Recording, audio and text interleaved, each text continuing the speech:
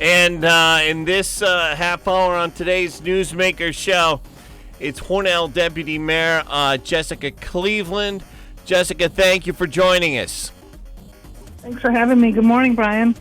Was sorry to have to report both last night and this morning 3 more COVID-19 deaths in the Hornell area, Jessica. It really saddens me to hear, anytime anyone passes, it breaks your heart. It's heartbreaking. These are people who are loved.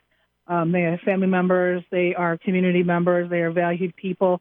I was kind of sad to see that one of the folks that passed was actually a high school classmate of mine. So that makes it, even more personal for me.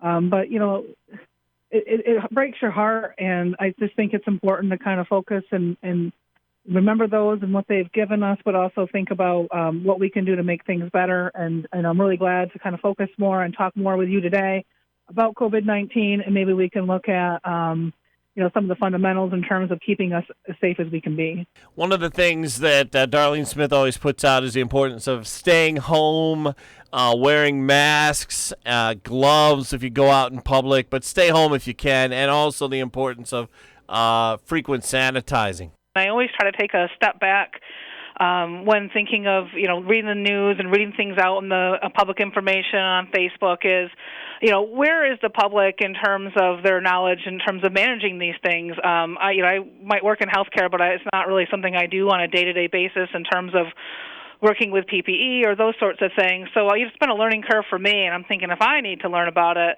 other people might benefit from that discussion too. So I'm thinking that a lot of people know about hand washing, but it wouldn't hurt to kind of break down some of the fundamentals. So in thinking of hand washing, most folks know you should wash your hands for at least 20 seconds. It's vital to get in there, get between the fingers. They say you could sing the happy birthday song.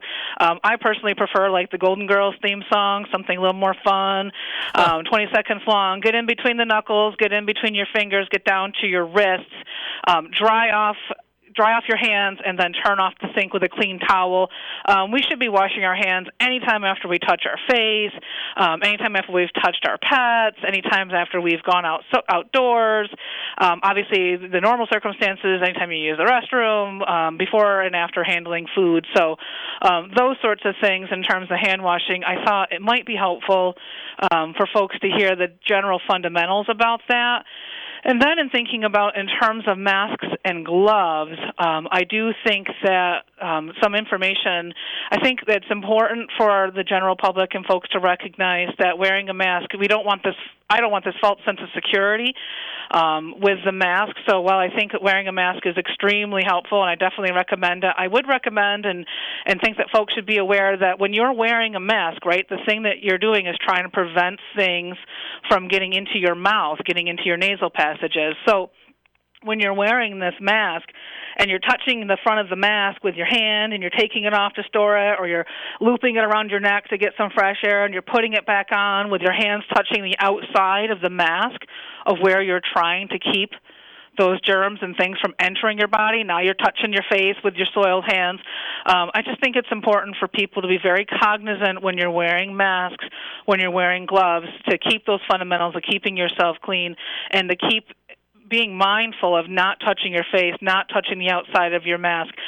If you're going to take your mask off and reuse it, take it off, obviously, by the strings. Don't touch the outside of the mask, and fold it inside to inside to kind of keep the inside of that mask clean. So I wasn't sure if that's something that the general public or folks were really aware of, but it was definitely something I learned in recent weeks and thought it might be helpful for other people to get that message out too.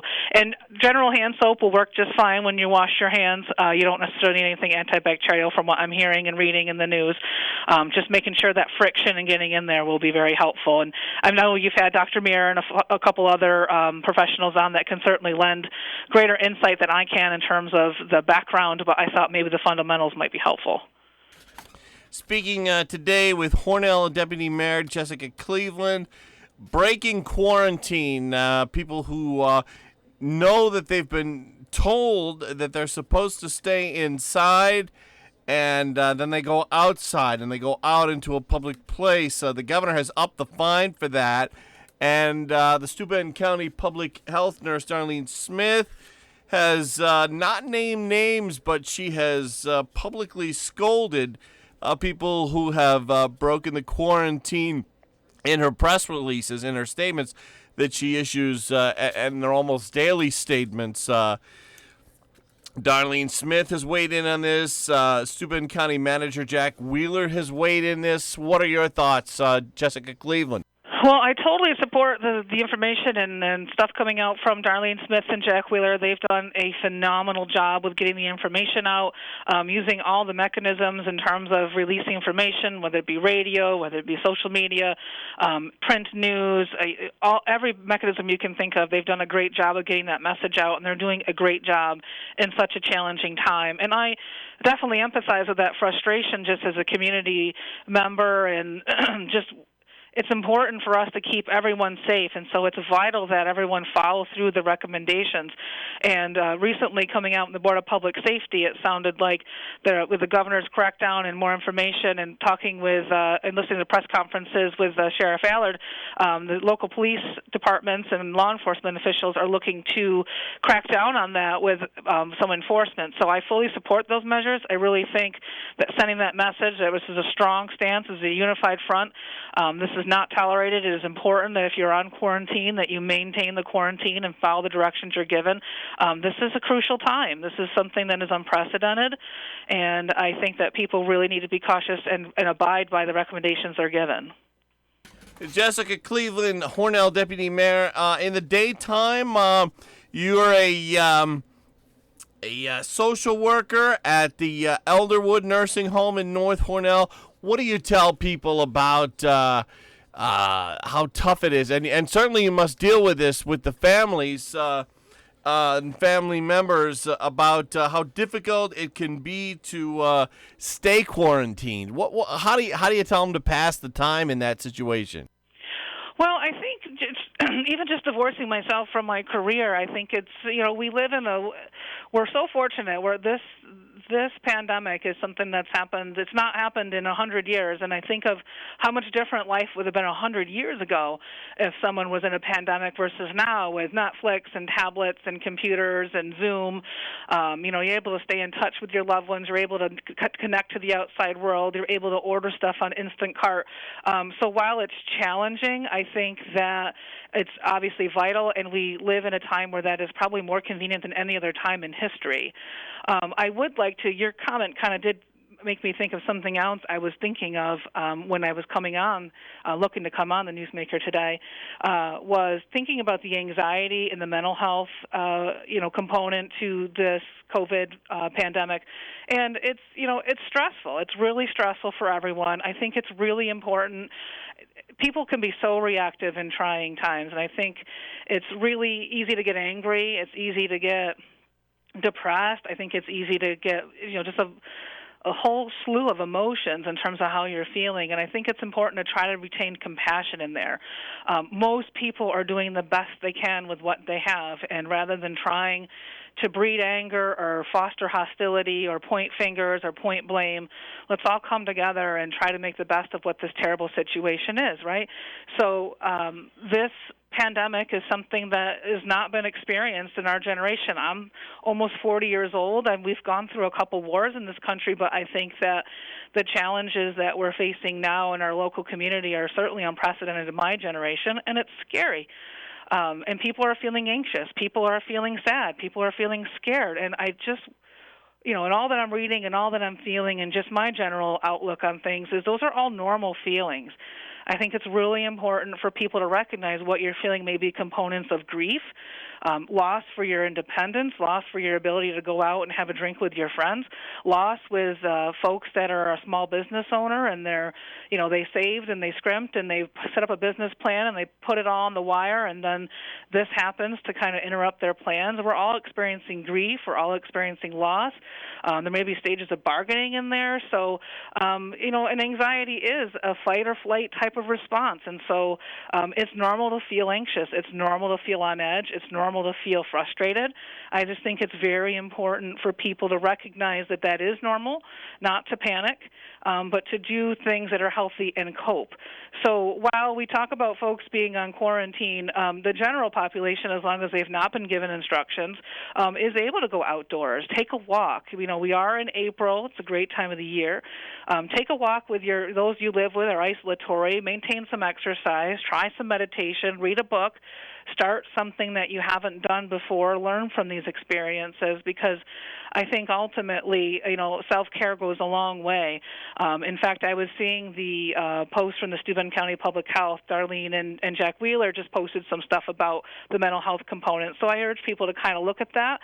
There's some contact numbers on there if people are experiencing more stress than usual, if they need that support. And I think that, there's no shame in using that support. If people need that help, they should be gentle with themselves and recognize that we're facing an unprecedented challenge.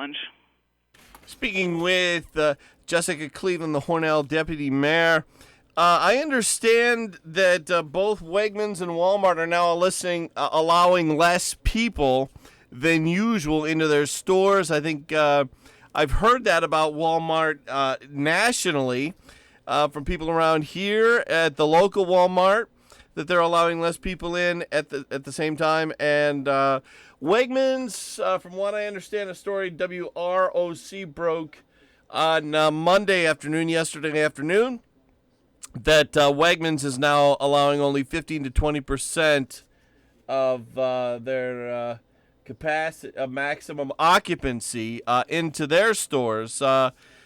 Your thoughts there, Jessica Cleveland, and I have a follow-up question, but go ahead with the first one.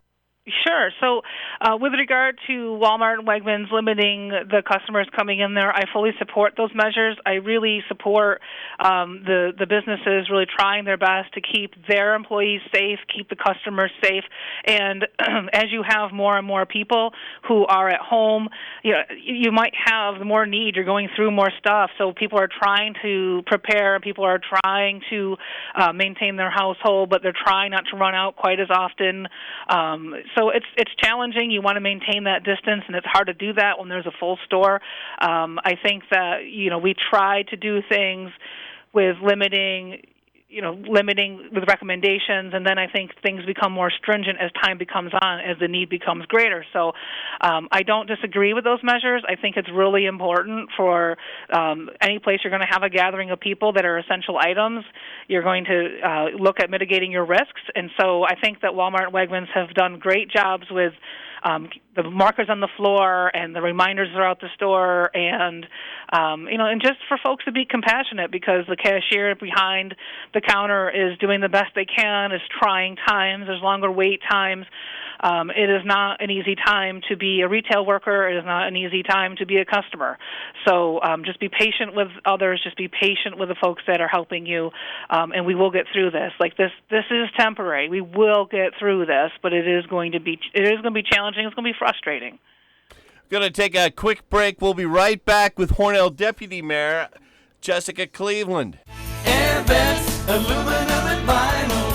Give your home a look that's new. Maybe this is the year you're thinking about investing in your home with new siding, energy-efficient windows and doors, a wonderful 3 or 4 season sunroom, a long-lasting deck or retractable awning. Where should you go? AirVent Aluminum and Vinyl on Main Street in Arkport, of course. They carry the highest quality products and are the experts in installation. Tracy and all the staff at AirVent Aluminum pride themselves in their expert installation, because no matter how high the quality of the products, without perfect installation, you could be throwing away your money. Invest in quality products and expert installation when you buy from AirVent Aluminum. Call now to be put on their spring schedule. AirVent Aluminum on Main Street in Arkport for quality windows, doors, siding, decking, sunrooms, and awnings, and always expert installation. See their website, airventalum.com. Open Monday through Friday, 8 a.m. till 4 p.m. or Saturdays by appointment. Call 607-295-7773. Back with Hornell Deputy Mayor Jessica Cleveland. I want to ask that follow-up question. Jessica Cleveland, breaking the rules. We talked earlier in the other segment about breaking the quarantine. Breaking the rules as far as unessential businesses that stay open when they are not supposed to. Did you have any comments there? I really think that the general public and that the business owners are just going to have to exercise some patience. I know it's hard. I know these people's livelihood. I know they're doing the best they can. A lot of small businesses are doing a lot of ingenuity and a lot of creative thinking in terms of how to make their business fit in this pandemic, and I give them kudos. I've seen other businesses come out with ways to doing increased takeout, ways of doing getting their message out throughout the pandemic, but that's not always possible for all businesses, and I understand the frustration, but I do wholeheartedly stand by all the recommendations that are coming out from every level, from the Department of Health to our local county, and it's important that we abide by these measures, because the sooner we do that and the sooner we abide by them, the better things will be, the quicker they will be.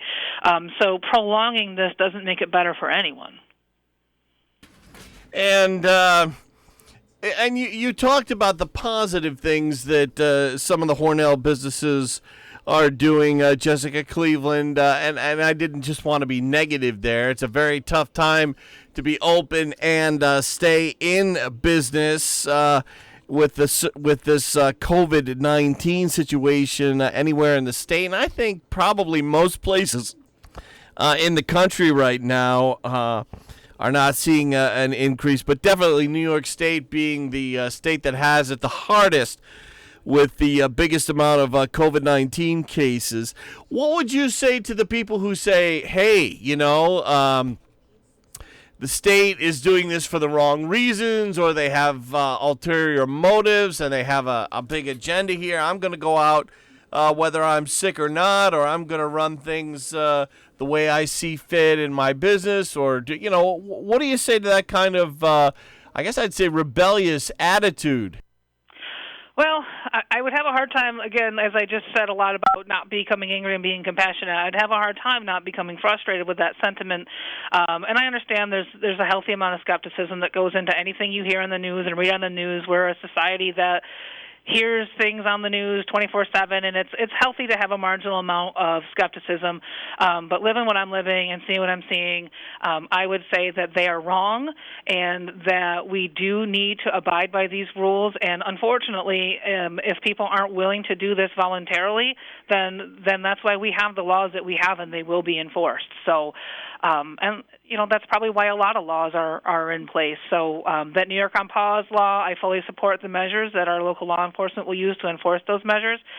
People are making sacrifices left and right, and I do feel, not to get emotional or worked up, but I do feel that it's a slight disservice to all the people who are making the sacrifices and going without, and all the things that the hardships they've had to endure, the families that couldn't get together on the holidays, the families that had loved ones that passed. I just had a loved one pass.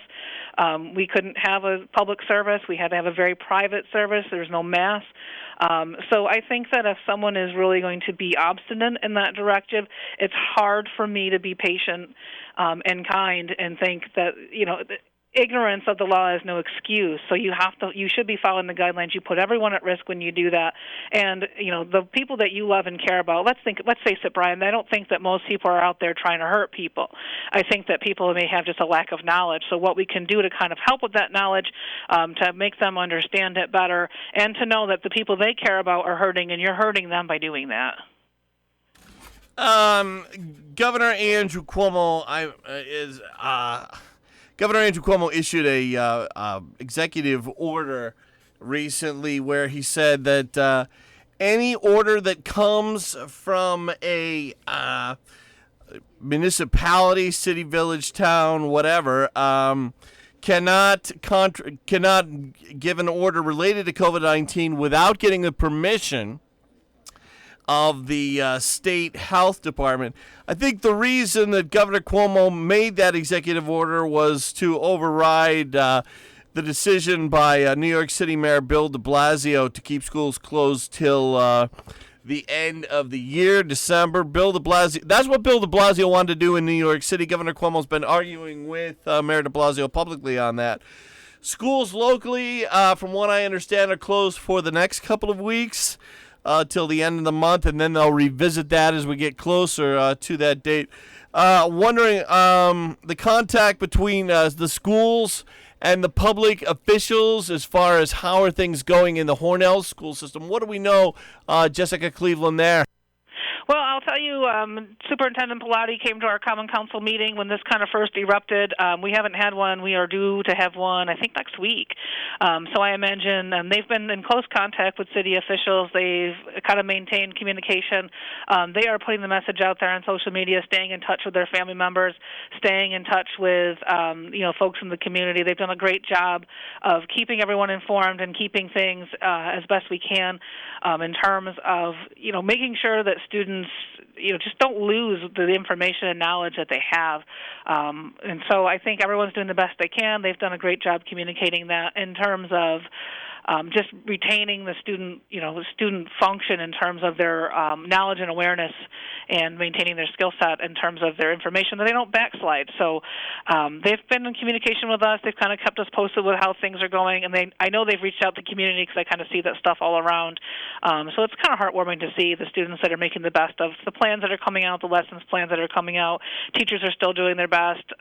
Teacher friends of mine are reaching out to their friends and family members if people need help. I mean, this community is strong. This community is a wonderful community who have people who really do what they do because they care about what they do. They care about the outcomes. And so I really genuinely think that everyone's done a wonderful job from the school system in terms of maintaining the function for the students. My heart does break for the class of 2020. I'm not sure what will happen as time progresses. If there's so many unknowns in terms of what will happen with this virus, but being in your senior year and all the traditions that we have as a senior that could be lost on them, it does break my heart. That's got to be so tough. There's less hat bus runs lately. Am I correct there, Jessica Cleveland? We have, and it's kind of one of those other things that has narrowed and narrowed and narrowed as time has gone by. And so, you have, first of all, you've had people that are unable to go to other businesses. You also have doctor's appointments and appointments that, if they're, my tooth cleaning got canceled because it's not an emergency situation. So a lot of appointments are being canceled, which means less and less people are using the bus system. Further, that's one other way of mitigating the risks to the general public in terms of ridership. So at this point in time, I believe the HAT bus is only running the dial ride services. That does help mitigate the risk to the folks in the community as well as to the drivers. And I think that that's where the need is right now. So obviously the public transport is an essential service. It's very important to our community. We don't want people not to be able to get to where they need to go. But at this point in time, that's what we're looking at to provide the service of what is most needed and what is most safe.